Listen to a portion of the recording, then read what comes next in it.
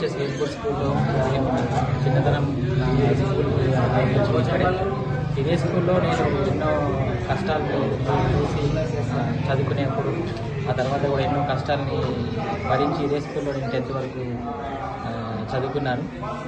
ఆ తర్వాత చాలా సంవత్సరాలు చదువు ఆపేయడం కూడా జరిగింది. చాలాసార్లు నేను ఫెయిల్ కూడా అయ్యాను. ఇంటర్ స్థాయిలో, డిగ్రీ స్థాయిలో కూడా చాలా ఫెయిల్యూర్స్ కూడా చూశాను. బట్ అన్ని సంవత్సరాల తర్వాత మళ్ళీ నేను ఈ స్కూల్లోకి ఇక్కడికి వచ్చి నా మిత్రుల సమక్షంలో అలాగే స్కూల్ స్టాఫ్ సమక్షంలో నేను డాక్టరేట్ పొందిన సందర్భంలో సన్మానించడం నాకు చాలా గర్వకారణంగా ఉంది.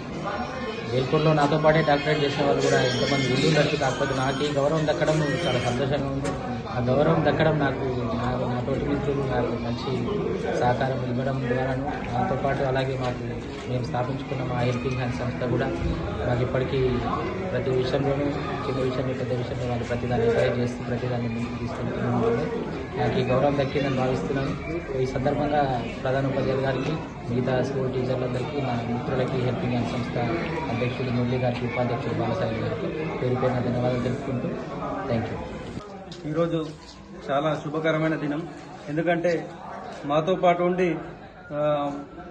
మాతో చదువుకొని ఈరోజు ఒక మంచి శిఖరానికి చేరిండు. ఏంటంటే డాక్టరేట్ పొందడం అనేది మామూలు విషయం కాదు.